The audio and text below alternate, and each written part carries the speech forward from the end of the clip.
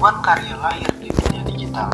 Ada yang menggambar, menulis, membuat musik, bahkan membuat video kreatif seperti ini. Semua berjuang mengekspresikan diri. Tapi ada satu hal yang selalu menghantui para kreator.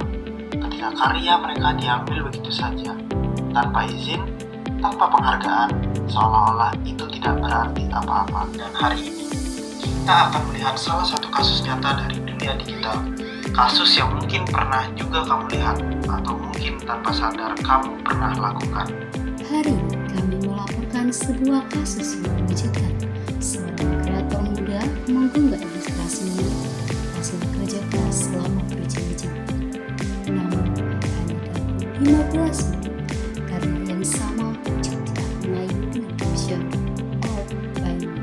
Dan itu bukan repost ya, itu klaim total. Dia bilang itu karyanya.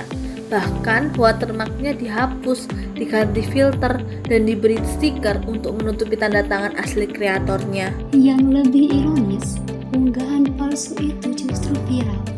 Banyak yang berkomentar, "Keren banget kak, pakai aplikasi apa? Gambar ini estetik banget." Ya jelas viral, karena itu memang bagus, tapi bukan milik dia. Dan ketika memuji, pelaku cuma membalas, "Makasih kak," seolah-olah itu hasil karyanya. Bayangkan bagaimana perasaan kreator itu di saat ia berharap karyanya dihargai. Justru orang lain yang mendapatkan nama. Kreativitas yang seharusnya membawa kebahagiaan berubah menjadi kekecewaan.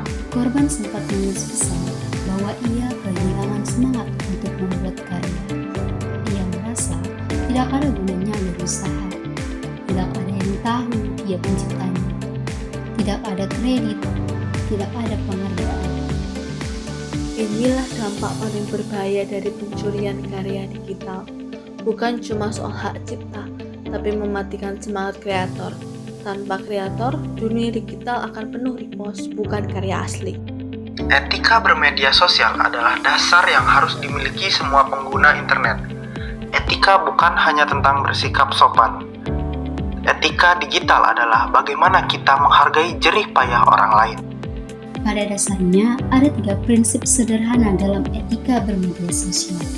Pertama, mengakui karya orang lain. Kedua, tidak mengambil tanpa izin. Ketiga, menjaga agar ruang digital tetap aman dan adil. Tapi kenyataannya, banyak orang berpikir kalau di internet itu bebas. Seolah-olah semua bisa dipakai seenaknya. Mereka bilang, cuma upload ulang, cuma buat liburan, cuma biar rame. Padahal tindakan kecil seperti itu bisa merusak karir orang lain. Dan jangan lupa, repost tanpa izin itu tetap pelanggaran etika, bahkan jika tidak disengaja. Karena di balik setiap karya digital, ada manusia, ada waktu, ide, dan usaha yang tidak terlihat. Aku cuma mau share, aku kira gak apa-apa. Lagi pula aku cuma repost sedikit, masa gitu aja marah. Inilah pola pikir yang membuat pencurian karya semakin sering terjadi. Pelaku merasa tindakannya ringan, padahal tidak. Dan ketika ditegur, banyak yang malah bilang, harusnya kreator bangga dong karyanya viral. Itu bukan pujian, itu merendahkan. Kalau kamu mau share dengan benar. Tulis kredit, cantumkan nama, hargai pembuatnya. Bagaimana kita bisa menghentikan pencurian karya digital? Ada beberapa langkah yang bisa dilakukan oleh semua pengguna. Pertama, minta izin sebelum repost. Ini merupakan aturan paling mendasar. Kedua, cantumkan kredit lengkap, mulai dari nama kreator, akun asli, dan link jika memungkinkan. Ketiga, jangan pernah menghapus watermark. Ini merupakan tanda identitas kreator. Keempat, gunakan fitur report jika menemukan pencurian. Kelima, tingkatkan literasi digital. Pahami bahwa dunia digital tetap memiliki aturan hukum. Selain itu, kita sebagai pengguna juga harus sadar jika kita melihat karya tanpa sumber jelas.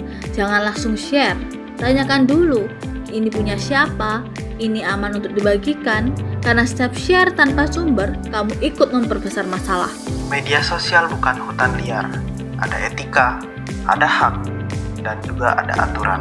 Internet seharusnya menjadi ruang berbagi, bukan ruang mencuri. Jika kita menghargai karya orang lain, kita membantu menjaga semangat kreator untuk terus berkarya. Dan ketika ruang digital aman, kreator baru berani muncul. Ide-ide baru lahir, dunia digital menjadi lebih indah. Mari jadi pengguna yang beretika, karena menghargai itu mudah dan dampaknya luar biasa.